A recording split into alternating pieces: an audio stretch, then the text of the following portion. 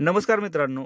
आपले जनावरांचे डॉक्टर आहेत ना, शेतकऱ्याला कशा प्रकारे फसवतात, शेतकऱ्याचा विश्वासघात कशा प्रकारे करतात, आपण व्हिडिओमध्ये बघणार आहे. आपण काय करतो की एक डॉक्टर कंटिन्यू आपल्या गोट्यामध्ये ठेवतो आणि की त्या डॉक्टरावरती पूर्ण विश्वास ठेवतो. पण आत्ताचे डॉक्टर आहेत ना, खरंच मित्रांनो विश्वास ठेवण्याच्या लायकीचे नाहीत, विश्वासघात करतात. मी म्हणतो की माझा गोटा मी एखाद्या डॉक्टरांच्या अंडर दिला किंवा डॉक्टरांना बोलवलं तर त्या डॉक्टराची जबाबदारी आहे की बाबा मला व्यवस्थितच ट्रीटमेंट करायची, कारण मला सोडून हा शेतकरी दुसऱ्या कोणत्याच डॉक्टरांना बोलवत नाही. म्हणून माझी जबाबदारी आहे की ह्या गोट्यातल्या गायी व्यवस्थितच राहिल्या पाहिजेत. पण आत्ताच्या कंडिशन नाही ना मित्रांनो, प्रत्येक डॉक्टर खिसा भरण्याच्या तयारीत आहे आपला. कशा प्रकारे मित्रांनो व्हिडिओमध्ये बघणार आहे. व्हिडिओ हा शेवटपर्यंत बघा.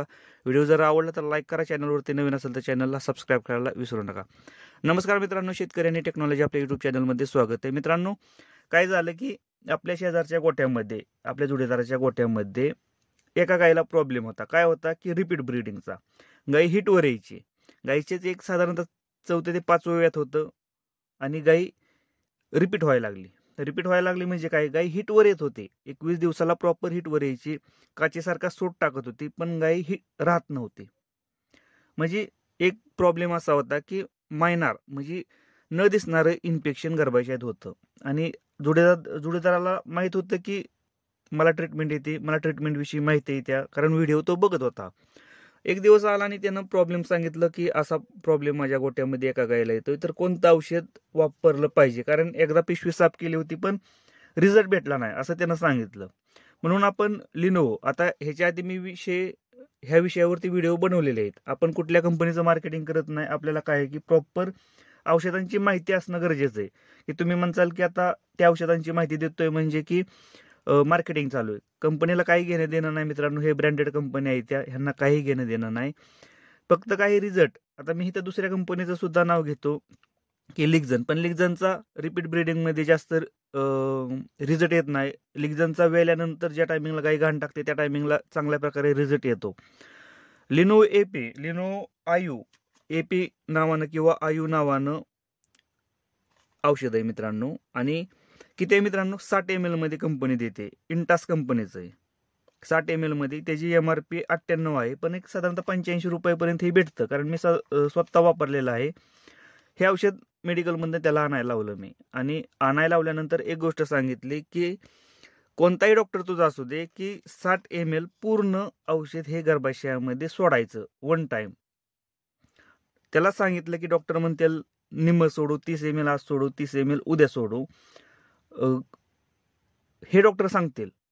असं करू नको म्हणलं. कंपनीनं सांगितलं की 60 ml दिलंय तर 60 mlच वापरायचं, पूर्ण औषध सोडायचं, तरच तुझ्या गायीला रिझल्ट भेटेल. आणि मी माझ्या 3 गायींवरती हा प्रॉब्लेम येत होता. त्या टायमिंगला मी वापरलं होतं. मला सुद्धा एका डॉक्टरांना सांगितलं होतं की लिनोवोचा चांगला रिझल्ट आहे, लिनोवो वापर. मी वापरलं आणि मला चांगला रिझल्ट भेटला मित्रांनो. मी मित्राला सांगितलं, जोडीदाराला सांगितलं की लिनोवो आण. त्यानं आणलं आणि त्याचा फोन आला. ज्या टायमिंगला डॉक्टर औषध सोडत होते ना, त्या टायमिंगला फोन आला की डॉक्टरनं सांगितलं की त्याला की 30 ml वापरू. गायीच्या गर्भाशयात कळ मारलं 60 ml वापरल्यानंतर. म्हणलं कळ मारलं म्हणजे काय हे समजलं नाही मला, कारण हे गोष्टी डॉक्टर करतात की त्यांना सांगितलं की 60 ml वापरायचं नाही, कारण 60 ml एवढं औषध वापरायची गरज पडत नाही. मी म्हटलं त्याला की मी ह्याच्या आधी 60 ml वापरले, माझ्या गोठ्यामध्ये कुठल्या गायीनं कळ मारली नाही. त्याच प्रकारे कुठल्या गायीला प्रॉब्लेम झाला नाही, ताप आला नाही किंवा कुठली गाय दगावली नाही, मेली नाही.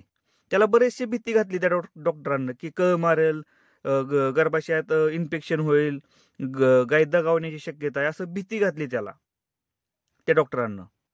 मला फोन केला की डॉक्टर बोलतात की 60 ml सोडायची गरज नाही, 30 ml सोडा. मित्रांनो, एक गोष्ट लक्षात ठेवा, कंपनीनं लाखो रुपये देऊन तिथं लोक बसवलेत की औषध बनवण्यासाठी, जे की रोज प्रयोग करतात. औषधांवरती रोज प्रयोग करतात. मग त्यांना 60 ml का त्यांना केलंय? त्यांना 30 ml केलं असतं ना. 30 ml ची त्यांना MRP 98 ठेवली असती तरी आपण ती खरेदी केलं असतं, कारण रिझल्ट भेटतोय म्हटल्यानंतर आपण ती खरेदी केलंच असतं ना. 30 ml कंपनीनं काढलं असतं. 60 ml कंपनीला काढायची काय गरज आहे? कारण कंपनीला माहिती आहे की 30 ml मध्ये रिझल्ट भेटत नाही, म्हणून कंपनीनं 60 ml चं एक स्टँडर्ड माप केलं की आत्ता सगळ्या कंपन्या तेच स्टँडर्ड माप वापरतात. तुम्ही जर लिक्झन बघितलं किंवा बाकीच्या इतर कंपन्या जर बघितल्या तर 60 ml हे स्टँडर्ड माप आहे गर्भाशयाचं, की 60 ml चा जर वापर 1 टाइम केला तर गर्भाशय पूर्ण क्लीन होतंय. पण आत्ताचे 150 डॉक्टर आहेत ना मित्रांनो, हे 30 ml वापरतात. 30 ml याचं कारण काय आहे माहिती आहे का? यावरती मी ज्या डॉक्टरांच्या अंडर शिकलो ना त्यांना विचारलं की नक्की हा प्रॉब्लेम का करतात, हा प्रॉब्लेम काय येतो गोठ्यामध्ये, डॉक्टर 30 ml का म्हणून वापरतात. तर त्यांना सांगितलं की हा फक्त पैशाचा खेळ आहे मित्रा. काय होतं की आज जर मी 60 ml सोडलं तर तुम्ही सोडण्याचे पैसे किती देणार? समजा काही ठिकाणी 200 असेल, काही ठिकाणी 250 रुपये. म्हणजे 250 रुपये तुम्ही फक्त देणार 60 ml सोडायचं. पण हेच आम्ही जर आज 30 ml आणि उद्या 30 ml सोडलं तर आजचं 250 रुपये आणि उद्याचं 250 रुपये, असं 500 रुपये आम्हाला तुमच्या गोठ्यातून भेटतात. हे टेक्निक आहे त्यांची आज. म्हणजे आज 30 ml सोडायचं आणि उद्या 30 ml सोडायचं, असं टोटल 60 ml सोडायचं आणि टोटल आपण 500 रुपये घेऊन जायचं. बघा मित्रांनो, हे टेक्निक आहे. मग मी त्यांना म्हटलं की रिझल्टचं काय? तर त्यांना काही घेणं देणं नाही. रिझल्टचं काही घेणं देणं नाही बोलले. रिझल्ट काय थोडाफार येईलच ना, आला तर आला नाही तर गेला, परत आहेच ना आपण औषध सोडायला मोकळं. म्हणजे विचार करा मित्रांनो की कंपनी एवढं डोकं लावून एवढं लाखो रुपये त्या लोकांना देऊन हे 60 ml चं स्टँडर्ड माप तयार करतात आणि आपले इथं डॉक्टर लोक हे 30 ml वापरतात साधारणतः 200 ते 250 रुपयासाठी. त्या शेतकऱ्याच्या विचार सुद्धा करत नाही. ती लाख 1.5 लाख रुपयाचा आपला शेतकरी गाय आणतोय, खरेदी करतोय आणि ह्या 200 आणि 250 रुपयासाठी बिचाऱ्याला शेतकऱ्याला 10 आणि 12 हजारात ह्या गायी विकाव्या लागतात.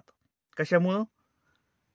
फक्त ह्या 200-250 रुपयासाठी, ह्या डॉक्टरांच्या ह्या हलगर्जीपणामुळे. त्यासाठी मित्रांनो चांगले डॉक्टर हे आपल्या गोट्यावरती पाहिजेत. आणि सगळ्यात महत्वाचं म्हणजे तुम्हाला औषधांची माहिती पाहिजे की किती ml औषध वापरलं पाहिजे आपल्या गर्भाशयासाठी गायीच्या. नाहीतर ह्या अशा प्रकारचा प्रॉब्लेम सुद्धा तुमच्या गोठ्यामध्ये येतात मित्रांनो आणि रिझल्ट तुम्हाला भेटणार नाही. तुम्हाला असं वाटणार की एवढी औषधं सोडून सुद्धा माझी गाई रिपीटच होती, हिटवरच नाही. आणि दुसरा प्रकार काय झाला माहिती का मित्रांनो, 60 ml सोडलं त्यांना औषध. आता तुम्हाला सांगतो पुढची गोष्ट, 60 ml औषध सोडलं पण मित्रांनो की मारू नये, गर्भाशयात मारू नये, गायला ताप येऊ नये म्हणून डॉक्टरांना इंजेक्शन दिलं आणि टोटल 500 रुपये घेऊन गेले त्या गोठ्यामधनं.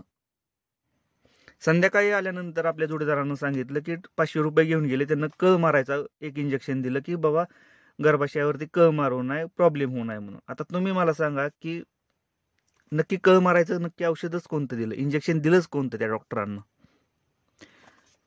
3 गायींवरती मी हे औषध सोडलं होतं. 3 गायींवरती एका सुद्धा गायीला मारली नाही आणि एका सुद्धा मी गायीला मारायचं इंजेक्शन दिलं नाही.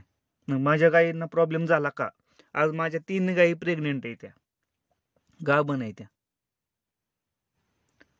म्हणून मित्रांनो एक गोष्ट लक्षात असू द्या की चांगल्या डॉक्टरांचाच सल्ला आपल्या गोट्यामध्ये घ्या. कारण मित्रांनो आजच्या कंडिशनना प्रत्येक जण खिसा भरायच्या तयारीत आहे. तुमच्या गोठ्याचं त्यांना काही घेणं देणं नाही.